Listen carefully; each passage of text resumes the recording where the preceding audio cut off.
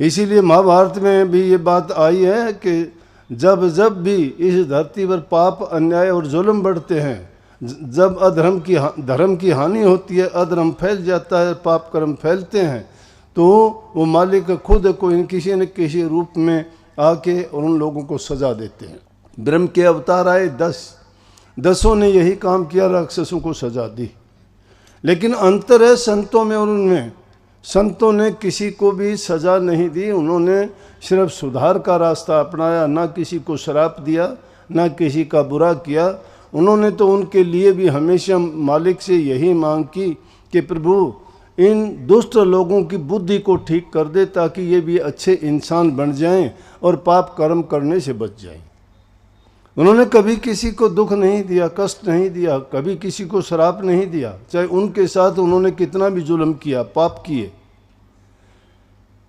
अपनी प्रवृत्ति होती है लोगों की, जो जैसा जीवन होता है, जैसा उसने संस्कार पाए हैं, जैसा उसने अन्न खाया है, जैसे माहौल और परिवार में वो पला बढ़ा है, उसकी वो आदत कभी छूटती नहीं है। जातीय गुण जाता नहीं है। तो उसका जो माँ बाप से, जो उसका वालिदैन से उसको गुण प्राप्त होते हैं, वो भी बहुत मुश्किल से जाते हैं। लेकिन हाँ, एक जगह ऐसी है, संतों की शरण में वो अगर बुद्धि, ज्ञान, विवेक से और विचार से काम ले तो सहज सहज करके शायद उनसे छुटकारा पा सकता है।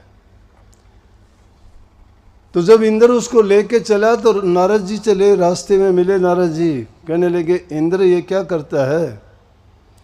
बोला कि ये स्त्री जाति के साथ तूने किया, वो राक्षस है, वो अलग बात है, लेकिन इस स्त्री जाति के साथ ऐसा करना तो बहुत गलत बात है, ये तुझे नहीं करना चाहिए। फिर ये गर्भवती भी है। उसके कहने से उसकी समझ में आ गया, उन्होंने नारद मुनि के कहने से उसको छोड़ दिया। नारद जी उस किरादू को, हिरण्याकश की पत्नी को लेके अपने आश्रम में ले आया। अब नारद जी के आश्रम में तो प्रभु की भक्ति होती थी, कीर्तन होता था, राम नाम का गुणगान होता था। जिस हाल में जहाँ जैसा वातावरण होता है, आदमी वैसा ही सीखता है। जिन घरों में निंदा चुगली होती है, उनके बच्चे भी वैसे ही बुरे हो जाते हैं, अच्छे नहीं रहते वो। क्यों सीखेंगे क्या? उनके माँ बाप से, उनसे बड़े भाई बहनों से जो कहीं निंदा बुराई करते हैं तो उनके अंदर वही गुण आ जाएंगे। और जिस घर में सत्संगी हैं, जहाँ प्रभु के नाम का सुमरण किया जाता है, भजन किया जाता है, जहाँ परोपकार, परहित, दान की बातें की जाती हैं, वहाँ बच्चा बिना सिखाए भी सब कुछ सीख जाता है। छोटे छोटे बच्चे भी आप सुनोगे इतने अच्छे हो जाते हैं, क्योंकि इन्हीं को हम संस्कार कहते हैं, जो उनको अपने परिवार से, उन लोगों से, उनके वार्तालाप से बताने की, सिखाने की भी जरूरत नहीं, वो उनसे ऐसी चीज़ें प्राप्त कर लेते हैं। तो गर्भ में ही जब वो था, इसीलिए मैं माताओं से एक आध सत्संग में ये बहुत मैंने कहा भी है कि जब स्त्री जाति गर्भवती होती है, उसके गर्भवती होने के दौरान अगर उसको अच्छा माहौल दिया जाए, उसका खान पान अच्छा दिया जाए, उसके गर्भ में जब बच्चा है तो उसके ऊपर उन सब चीज़ों का प्रभाव पड़ता है। उसको अच्छी अच्छी बातें बताई जाएं, अच्छा माहौल दिया जाए, तो जो बच्चा पैदा होगा वही गुण लेके पैदा होगा। अब उस आश्रम में, नारद जी के आश्रम में, राम नाम का गुणगान था सारा का सारा। राम की भक्ति, राम का गुणगान, इन्हीं बातों को रात दिन उनका होता रहता था। तो जब प्रहलाद भगत पैदा हुआ तो वो ऐसा ही हुआ, छोटी सी 7 साल की उम्र में ही। इतना ज्ञानवान, इतना बुद्धिमान, इतना भगवत प्रेमी और इतने उसके अच्छे संस्कार कि कोई बड़े आदमी भी में भी ऐसे भावना नहीं आ सकती। तब तक हिरण्याकश भक्ति करके ब्रह्मा जी को प्रसन्न कर लिया और उससे वर मांगे। एक बार तो कहने से ब्रह्मा जी चुप रहे, लेकिन दोबारा से उसने कहा कि मुझे वर चाहिए। दोबारा वर जो मांगा तो उसने वर मांग लिया कि मैं ना दिन में मरूं, ना रात में मरूं, ना इंसान से मरूं, ना जानवर से मरूं, ना किसी औजार हथियार से मरूं, ना मैं घर में मरूं, ना बाहर मरूं, ना ऊपर मरूं, ना ज़मीन पर मरूं, मुझे ये वरदान दो। इस वरदान का लेने का उसका मतलब था कि मैं अमर हो जाऊंगा, अजय हो जाऊंगा, मैं जिसको चाहूँगा उसको मारूंगा, जिसको चाहूँगा उसको छोड़ूंगा। अब ब्रह्मा जी को मजबूरी में वो देना पड़ा। जब देवताओं को पता लगा, विष्णु भगवान के सामने जाके शिकायत करने लगे, ब्रह्मा जी ने ऐसा किया। विष्णु भगवान ने बुलाया, नारद उनको कहने लगे ब्रह्मा जी को कि ये आपने क्या किया। कहने लगे मैं मजबूर था, उसने भक्ति की थी लेकिन मैंने उसको वरदान तो मजबूरी में देना पड़ा, दे दिया गया। उसने क्या किया, आते ही उसने वही लड़ाई झगड़े और सब कुछ किया और करने के बाद में कह दिया कोई राम नाम नहीं है, जो भी कोई राम का नाम लेगा उसको उसी समय कत्ल कर दो, मार दो, सजाए मौत दो उसको। अगर कुछ हूँ तो मैं ही हूँ, हिरणाकुश ही हिरणाकुश सब कुछ है। हिरणाकुश जल में, हिरणाकुश थल में, हिरणाकुश ही सब कुछ कह दिया कि मेरे नाम से सिवाय कोई दूसरा नाम लेता है या किसी को भी मानता है तो उसको कत्ल कर दिया जाए। सब डरने लगे, जो भी उसके विरुद्ध करता है ऐसा उसी को मार देते। साधु सन्यासी भगत लोग राम का नाम लेने वाले नहीं रहे। लेकिन जब जुल्म की हद बढ़ जाती है, पाप की हद बढ़ जाती है, तो समझो कि उसका भी अंत आता है और उसका अंत का कारण बनता है। और वो अंत का कारण हिरणाकुश के घर में ही पैदा कर दिया परमात्मा ने। देवताओं ने जब अर्ज की तो कहने लगे चिंता ना करो, उसका इंतजाम हो रहा है। और वही हिरणाकुश 7 वर्ष की उम्र में स्कूल में बैठा दिया।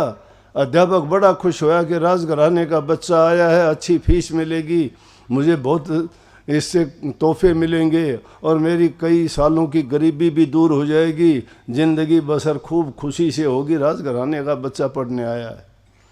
जब पढ़ने को दिया उसको ए आ उड़ा उड़ी सिखाई, उनको नहीं सीखा उसने।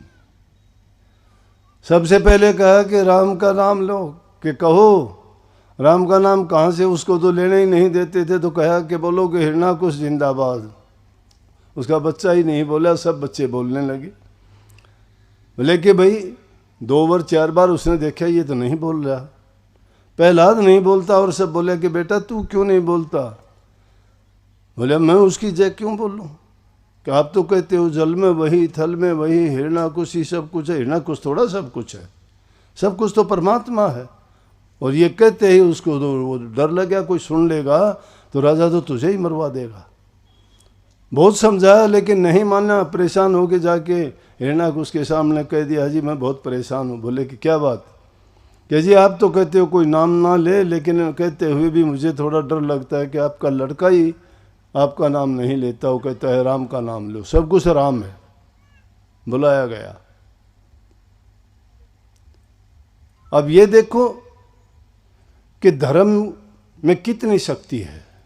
भक्ति में शक्ति को पहचानने की कोशिश करो। आप भक्ति के रास्ते पे चले हो, छोटी मोटी घटनाएं आ जाती हैं, घबरा जाते हो, मुकाबला करने की हिम्मत नहीं होती।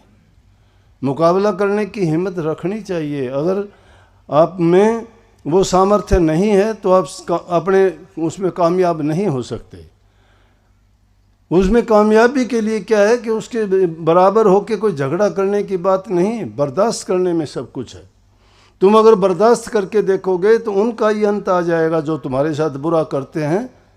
वो खेल तुम्हारा देखना चाहते हैं, उनको अपना ही खेल दिखाना पड़ जाता है। हिरणाकुश औरों के कितनों के नाम देखो, ये अहंकार में आके अपनी बुद्धि उनकी भ्रष्ट हो जाती है, विचार उनके खराब हो जाते हैं, वो सब कुछ अपने आप को मानने लग जाते हैं। वही हुआ, बेटा था लेकिन अहंकार में कौन किसी का क्या लगता है। जो इंसान बुद्धिहीन हो जाता है उसको सब कुछ बुरा दिखाई देने लगता है। उसका स्वार्थ ही सब कुछ होता है, उसका स्वार्थ ही सब कुछ होगा। उस स्वार्थ के लिए चाहे उसको झूठे गवाह मिल जाए, चाहे उसके सामने चापलूसी करने वाले मिल जाएं, चाहे उसके आगे पीछे झूठ कपट और निंदा की बातें करने वाले मिल जाएं, वो सच्चे लगेंगे लेकिन सच्चे को झूठा साबित वो करेंगे। ये कोई नई बात नहीं है, सृष्टि का नियम है इसमें ऐसा। जब इंसान पैदा हुए थे, दैत्य भी उसी टाइम पैदा हो गए थे और दैत्य ज़्यादा शक्तिशाली थे और हमेशा से झगड़ा रहा और हमेशा से दैत्यों का ही नाश हुआ। इसी प्रकार से बुराई कभी जीत नहीं पाती है, पाप कर्म कभी आगे नहीं बढ़ पाते हैं, हार तो उन्हीं की होती है।